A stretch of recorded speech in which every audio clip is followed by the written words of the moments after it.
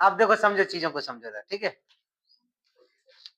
पादपों में जनन प्रक्रिया, यानी कि जो पादप हैं, पेड़ पौधे हैं, वो जनन प्रक्रिया किन किन विधियों से करते हैं, मतलब कह सकते हैं। यानी कि पादपों में जो जनन है वो पराग कण, जो होता है ना परागकण, ये परागकण कहाँ होता है?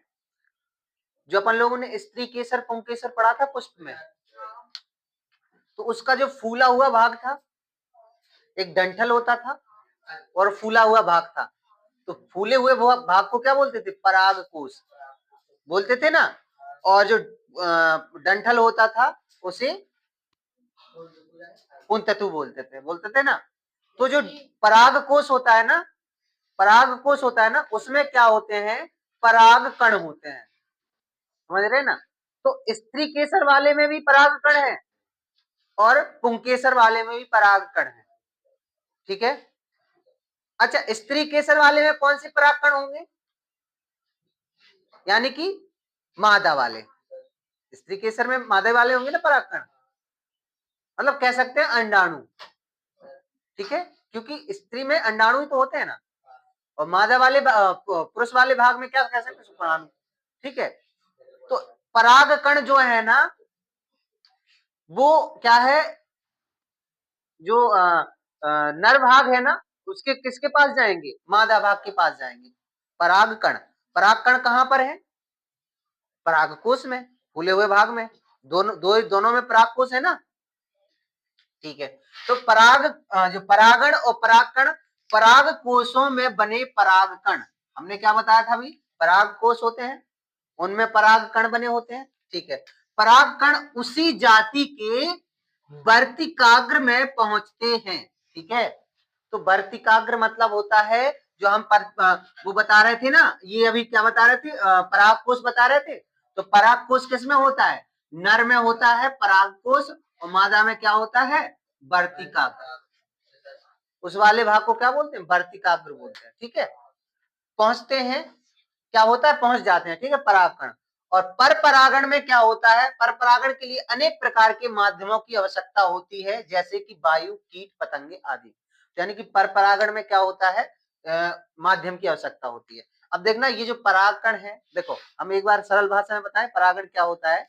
कि ये जो परागकोश में जो कण है परागकण होते हैं, और जो मादा का वर्तिकाग्र है उसमें भी क्या होते हैं? परागकण होते हैं, मतलब अंडाणु रूप में। तो वो क्या करते हैं? जो परागकोश जो पुंकेसर में होते हैं परागकोश, तो परागकोश में जो परागकण होते हैं वो किस में जाते हैं? वर्तिकाग्र में, मादा वाले स्त्री केसर में जाते हैं, ठीक है।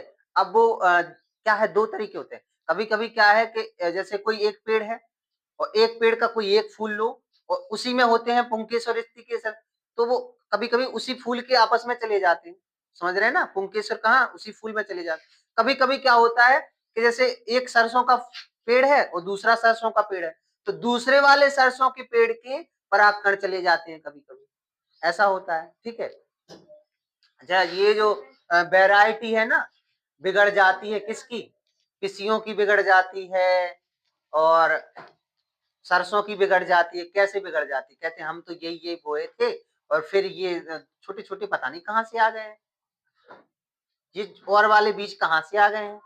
तो ऐसे ही होता है। वो क्या है कि बगल वाले जो पौधे होते हैं ना, उनके परागकण उड़ के उस वाले पौधे पहुंच जाते हैं। बस एक चीज देखना होता है कि उसी जाति का हो। अब जैसे सरसों है, तो सरसों मतलब सब एक ही जाति है ना। अब किसी का थोड़ी ना परागकण जा रहा है, किसी का जाएगा तो कुछ फर्क नहीं पड़ने वाला। यानी कि सरसों का कहीं और से भी बगल वाली के खेत में जो सरसों बोआ है, उसके खेत का वो परागकण उड़ के उसके उसमें चला जाएगा, मतलब सरसों के उसके वर्तिकाग्र में। तो देखो क्या होता है, ये दो प्रकार के होते हैं परागण, एक होता है स्वपरागण, दूसरा होता है पर परागण। अब ये स्वपरागण क्या होता है, पर परागण क्या होता है? स्वपरागण में क्या होता है कि एक पौधा है, उसी का फूल है, तो एक पौधा या उसी का कोई एक फूल, मतलब कह सकते हैं, या फिर उसके कोई भी फूल हो सकते हैं। सरसों का एक पौधा लगा है, उसमें कई फूल हैं, तो वे फूल जो आपस में कर लें तो वो क्या होता है? स्वपरागण होता है, ठीक है। आपस में परागण कर ले तो वो क्या होता है? स्वपरागण। और लेकिन क्या है, अगर बगल वाले पौधे से करें तो वो क्या होता है, पर परागण। तो देखो बगल वाले पौधे से करने के लिए, जो परागण करने के लिए क्या होता है, दो चीजें चाहिए होती, या तो हवा चाहिए, हवा आए टकराए तब हो सकता है परागण, या दूसरा क्या हो सकता है, कीट, कीड़े मकोड़े आके उधर बैठ के आए, उधर से फिर इधर बैठ गए। तो दो तरीके हैं ना, यानी कि पता है पर परागण के लिए माध्यम की आवश्यकता होगी, किसी साधन की आवश्यकता होगी, क्योंकि इसे कहाँ जाना है, दूसरे पौधे, मतलब दूसरे पौधे के पुष्प के पास जाना है, तब होगा परागण। तो यानी कि क्या होता है, एक ही पुष्प में, एक ही पौधे के दो पुष्पों में, दो पुष्पों के बीच होता है। देखो या तो एक ही पुष्प में हो जाएगा, एक ही फूल में हो सकता है परागण, या फिर क्या कह सकते हैं, एक ही पौधे के दो पुष्प, मतलब एक पौधे हैं उसमें दो हैं या 10 पुष्प हैं, तो उनके बीच हो रहा है, तो वो क्या होता है, स्वपरागण होता है। वो क्या होता है, स्वपरागण। इसमें किसी बाह्य साधन की आवश्यकता नहीं होती, इसमें किसी बाह्य साधन की आवश्यकता नहीं होती, वो तो वैसे ही गिर के और हो जाते हैं परागण करके। लेकिन दूसरा क्या है, पर परागण, इसमें क्या होता है, दो अलग अलग पौधों के फूलों के बीच होता है। तो यानी दो अलग अलग पौधे, एक सरसों का पौधा लगा हुआ, बगल में एक और सरसों का पौधा लगा हुआ, तो उनके बीच जो होता है परागण, वो होता है पर परागण। ठीक है, तो जब इस, मतलब ये पौधा लगा, एक बगल में और पौधा लगा है, तो उनके बीच जब परागण होता है तो किसी माध्यम की आवश्यकता होगी। ऐसे तो है नहीं कि वो तितली की तरह उड़ के आया हुआ परागकण यहाँ पे गिर जाएगा, या तो हवा चलनी पड़ेगी, हवा चलेगी तो उड़ के आ जाएगा इसके पास, या फिर कोई कीट बैठा इस फूल पे, फिर आके इस फूल पे बैठ गया, यानी भंवरे टाइप की जो बोलते हैं, मधुमक्खी इस पौधे के फूल पे बैठा, फिर उसी के, लेकिन देखना एक चीज ध्यान रखना, एक ही जाति में होता है।